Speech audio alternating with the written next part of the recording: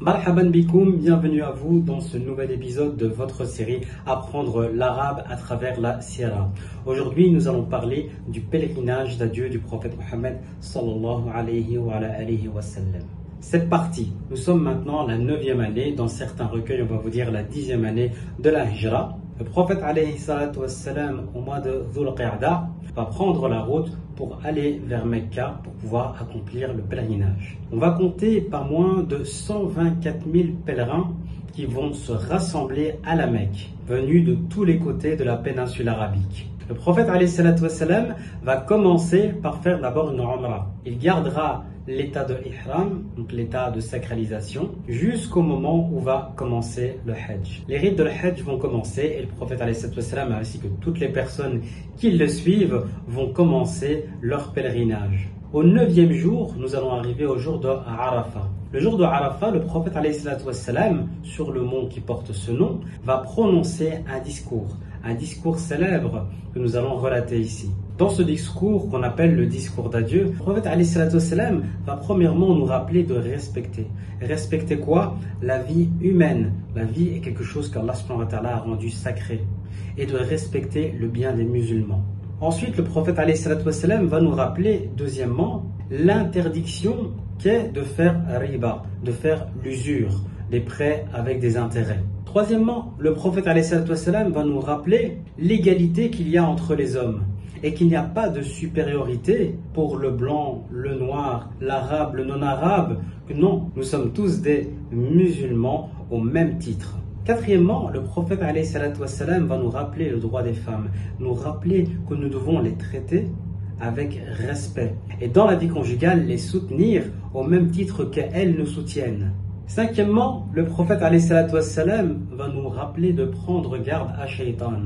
Car certes, Shaitan a perdu tout espoir de nous faire tomber dans le shirk, car nous sommes dans la religion du tawhid. Le prophète alayhi salatu wassalam nous a mis en garde de le craindre dans les grands péchés. Sixièmement, le prophète alayhi salatu wassalam va nous rappeler l'unité qu'il doit régner dans la communauté musulmane et qu'on ne doit pas vouloir de mal à son frère ni à sa sœur. Le prophète alayhi salatu wassalam va ensuite parler de la transmission de son message et va prendre Allah à témoin qu'il a transmis le message de manière claire et va demander aux personnes qui étaient présentes de transmettre le message de telle façon à ce que les dernières générations à arriver qui l'entendent avec les mêmes mots et les comprennent de la même manière que les personnes qui étaient présentes ce jour-là avec le prophète alayhi salatu wassalam.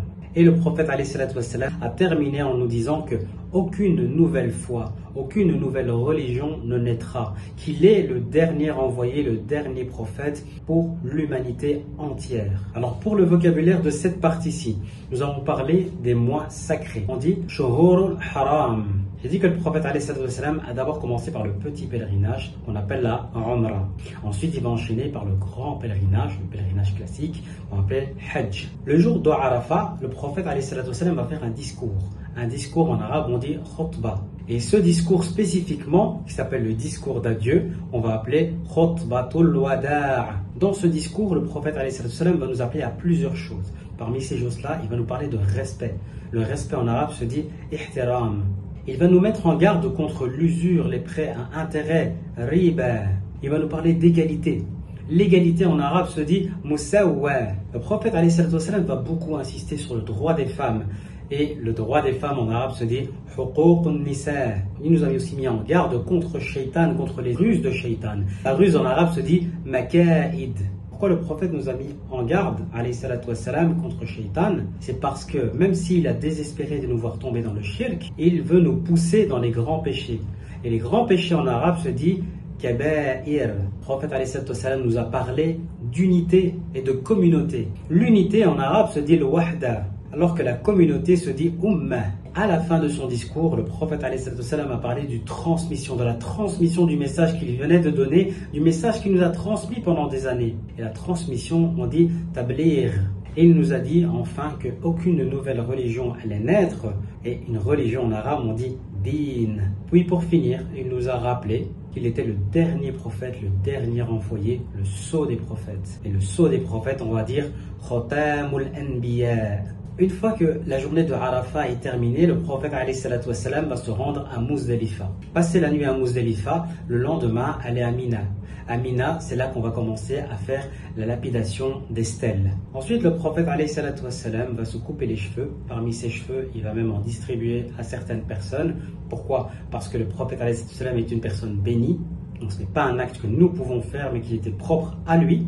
Et retourner à la Mecque, à la Kaaba, il va faire le tawaf pour clôturer le pèlerinage, ce qu'on appelle tawaful ifada. Après le séjour complet à la Mecque et avant de retourner et de reprendre la route vers Médine, il va faire ce qu'on appelle le tawaful wada'. C'est ce dernier tawaf que l'on fait tous avant de quitter la Mecque. Pour le vocabulaire et dans les endroits que j'ai cités, nous avons Muzdalifa, nous avons Mina, et à Mina, je vous ai parlé de lapider des stèles. Donc lapider des stèles en arabe va se dire Rami el Jamarat. Dans la suite du pèlerinage, on va sacrifier des bêtes et le sacrifice se dit Nahr. Et pour le dernier tawaf avant de quitter la Mecque, on dit Tawaful Wada'. Une fois que le pèlerinage sera terminé, le prophète alayhi salatu wassalam va prendre la route vers Médine. Lorsqu'il va arriver à Médine, il va commencer à se sentir mal et commencer à tomber malade. Nous sommes au lundi et ce lundi-là, le prophète alayhi salatu wassalam va demander qu'on prépare une expédition pour aller se battre contre les Romains. Rappelez-vous, à la bataille de Tabouk, les Romains n'étaient pas venus au rendez-vous. Mais là, ils étaient de nouveau en train de préparer une armée pour attaquer les musulmans. Donc le prophète alayhi salatu wassalam va demander qu'on prépare une expédition. Et cette expédition aura à sa tête Oussama ibn Zayd, le fils de Zayd ibn Haritha. Ce jour-là, le prophète alayhi salatu wassalam va aller auprès des martyrs de Uhud pour pouvoir prier pour eux. Ensuite, il va aller à Al-Baqi'a, dans le cimetière des compagnons qui se trouve à côté de la mosquée du prophète alayhi salatu wassalam, pour prier pour eux aussi. Et lorsqu'il va rentrer chez lui, la maladie va commencer à s'intensifier. Il va commencer à se sentir très mal. Mais malgré cela, il va continuer à aller voir ses épouses. Donc chaque jour, il allait voir une épouse différente. Et il ne cessait de dire à chaque fois « Et demain, chez qui je serai ?» Chaque fois qu'il allait chez une autre épouse, il demandait « Et le lendemain, chez qui je serai ?» Ses épouses vont comprendre de un, qu'il va très mal, que ça ne va pas. Et que de deux, cette question, c'est parce qu'il voulait savoir quand est-ce qu'il allait retourner auprès de Aïcha radiyallahu anha, qui est son épouse qu'il l'aimait le plus. Elles vont comprendre, elles vont discuter entre elles et finalement elles vont lui dire pendant que tu es malade et tant que tu es malade, va chez Aïcha radiyallahu anha et reste auprès d'elle. Les livres de Sira racontent qu'il était tellement mal, le prophète alayhi salatu wassalam, que pour pouvoir retourner chez Aïcha, c'était l'Abbas, son oncle, et Ali ibn Abi Talib radiyallahu anhuma qui ont dû le porter et le soulever jusque chez Aïcha radiyallahu anha. Tellement même marcher, il n'y arrivait plus. Quelques jours plus tard, le prophète alayhi salatu wassalam va se sentir un petit peu mieux. Et malgré la souffrance, vu qu'il se sent mieux, il va aller prier la prière de Dhuhr avec ses compagnons. Et après la prière, il va monter sur le minbar et il va faire un discours. Un discours dans lequel il va dire qu'un serviteur d'Allah a eu le choix entre rester ici-bas ou rester auprès de son Seigneur. Et sachez qu'il a choisi de rester auprès de son Seigneur. Les compagnons du prophète alayhi salatu wassalam ne vont pas comprendre l'allusion, si ce n'est Abu Bakr Siddiq. Lorsqu'il va entendre ça, il va se mettre à pleurer. Les gens ne vont pas comprendre. Et c'est bien plus tard qu'il va expliquer son acte et que les gens vont reconnaître de lui que c'est quelqu'un qui avait une science et une connaissance du prophète alayhi salatu wassalam énorme. Pour les petits mots de vocabulaire pour cette partie-ci, on a le fait que le prophète alayhi salatu wassalam va envoyer une expédition dans laquelle il ne participera pas. Donc on parle ici d'une ghazwa. Le prophète alayhi salatu wassalam est parti voir les martyrs de Uhud. Les martyrs en arabe, on dit shuhada. Ensuite, il est parti au cimetière où sont enterrés les compagnons du prophète alayhi salatu wassalam, non loin de la mosquée de Médine. Le cimetière, on s'appelle Al-Baqi'a. Le prophète alayhi salatu wassalam va ressentir la maladie.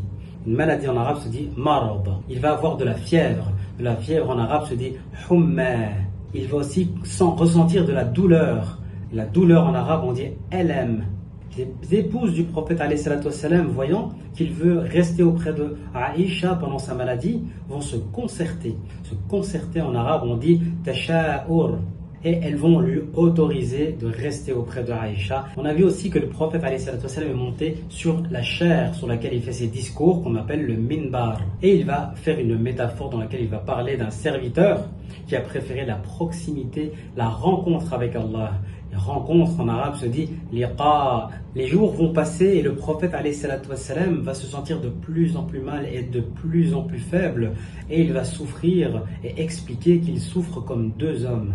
Lorsque la maladie va devenir trop difficile pour le prophète alayhi salatu wassalam, il va demander à Abu Bakr Siddiq radiyallahu anhu de diriger la prière à sa place. Seulement certains jours où il va avoir un petit peu plus de force et soutenu toujours par Al-Abbas et Ali, il va s'asseoir à côté de Abu Bakr Siddiq et dirigera la prière. Nous sommes maintenant un dimanche. Le prophète alayhi salatu wassalam va se sentir un tout petit peu mieux. Il va ouvrir le rideau qui le sépare de la pièce où les musulmans étaient en train de prier, qui donne directement sur la mosquée.